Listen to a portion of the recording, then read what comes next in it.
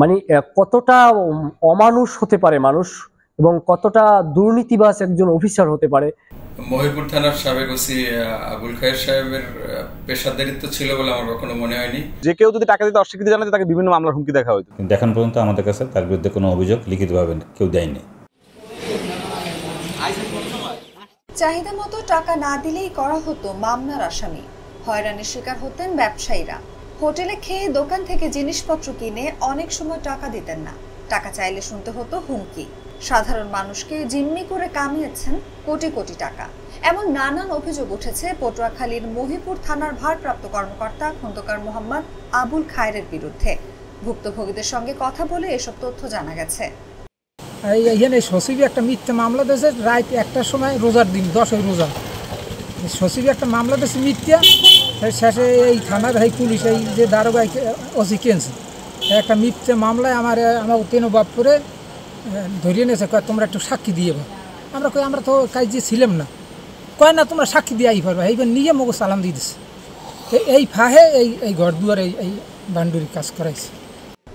শুধু জমি দখল নয়, মহিপুর থানায় কর্মরত অবস্থায় আবাসিক হোটেল, খাবার হোটেল, মৎস্য বন্দর, fish fry, bike, tourist boat, নির্মাণাধীন ভবন থেকে চাঁদা দিতে হতো ওসি আবুল খায়েরকে। মহিপুর থানার সাবেক ওসি আবুল খায়ের সাহেবের পেশাদারিত্ব ছিল বলে আমার কখনো মনে হয়নি। এবং সবচেয়ে বড় যে বিষয়টি আমরা দেখেছি যে মহিপুর থানা পুলিশকে ওনার ব্যক্তিগত কাজে উনি বেশি ব্যবহার করেছেন। সাবেক প্রতিমন্ত্রী মহিবুর রহমানের কাছের লোক হওয়ায় বিএনপি জামায়াতের নেতাকর্মীদের প্রতিনিয়ত হয়রানি ও ক্ষমতা দেখিয়ে সন্ত্রাসী কর্মকাণ্ড চালাতেন বলে অভিযোগ রয়েছে এই কর্মকর্তার বিরুদ্ধে। যে কেউ যদি টাকা দিতে অস্বীকৃতি জানাতে তাকে বিভিন্ন মামলার হুমকি দেখা হতো। যেমন আমাকে দেওয়া হয়েছে আমাকে অজ্ঞাতনামা হিসেবে আসামি করা হবে আওয়ামী লীগের পার্টি অফিস ভাঙচুর মামলায়। এরকম অনেককে, অসংখ্য লোককে আপনারা খোঁজ নিয়ে দেখতে পারবেন যে সবাইকে চাঁদা না দিলে এরকম মামলার হুমকি দেওয়া হতো। আমার একটি ব্যবসা প্রতিষ্ঠান 48 বার পর্যন্ত ভাঙা হয়েছে।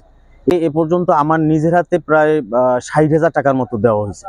কি কারণে দেওয়া হয়েছে? আমার ব্যবসা প্রতিষ্ঠান যেন টিকে থাকে, কারণ আমি প্রত্যেক সম্পত্তির ভিতরে আমি ব্যবসা করতেছি, আর সে জানছে যে আমি বিএমপি করি। ওসি আবুল খায়েরের হয়রানির শিকার হয়েছেন কন্টেন্ট ক্রিয়েটর সাদ্দাম মাল। তিনি বলেন, মানে কতটা অমানুষ হতে পারে মানুষ এবং কতটা দুর্নীতিবাজ একজন অফিসার হতে পারে।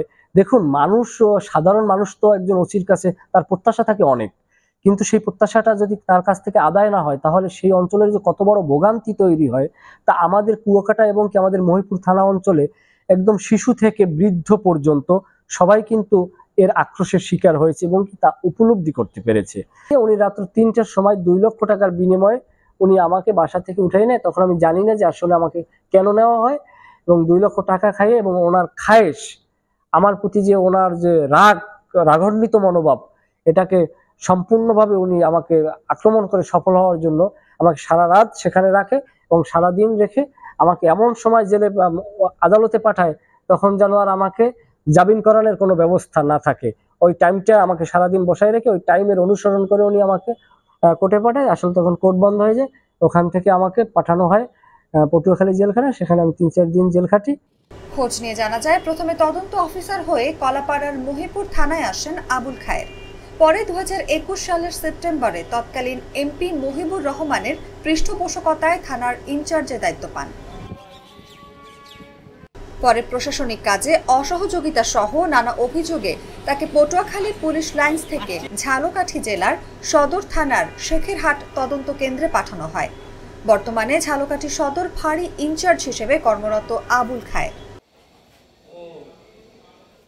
পটুয়াখালী জেলা পুলিশের অতিরিক্ত পুলিশ সুপার আহমেদ মাইনুল হাসান বলেন, সাবেক ওসির বিরুদ্ধে জেলা পুলিশের কাছে কোনো অভিযোগ নেই। অভিযোগ পেলে তদন্তপূর্বক বিভাগীয় ব্যবস্থা নেওয়া হবে। ওসি আবুল খায়ের বিরুদ্ধে আমাদের কাছে এখন পর্যন্ত লিখিত কোনো অভিযোগ পাইনি। লিখিত অভিযোগ পাইলে সে সংক্রান্তে অনুসন্ধান করা হবে এবং অনুসন্ধানে যদি সে দোষী প্রমাণিত হয় তাহলে তার বিরুদ্ধে বিভাগীয় ব্যবস্থা গ্রহণ করার জন্য লেখা হবে ঊর্ধ্বতন কর্তৃপক্ষের কাছে। কিন্তু এখন পর্যন্ত আমাদের কাছে তার বিরুদ্ধে কোনো অভিযোগ লিখিতভাবে কেউ দেয়নি। এ বিষয়ে জানতে অভিযুক্ত ওসি আবুল খায়েরের সঙ্গে একাধিকবার যোগাযোগ করলেও তার কোনো বক্তব্য পাওয়া যায়নি।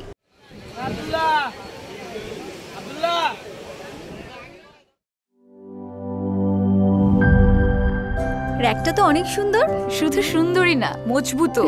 আরে ভাবি, আরএফএল র‍্যাক হচ্ছে একদম একদম হাজবেন্ডের মতন। সুন্দর আর মজবুত না হলে কি এতদিন থেকে? ইটালিয়ান প্রযুক্তির ভার্জিন হোমো এবং কোপলিমারের ব্যালেন্স মিক্সিং এ তৈরি হয় আরএফএল র‍্যাক আর UV stabilized colour master batch. RFL র‍্যাককে রাখে দীর্ঘদিন উজ্জ্বল। আরএফএল র‍্যাক, গুছিয়ে রাখুন আপনার ঘর।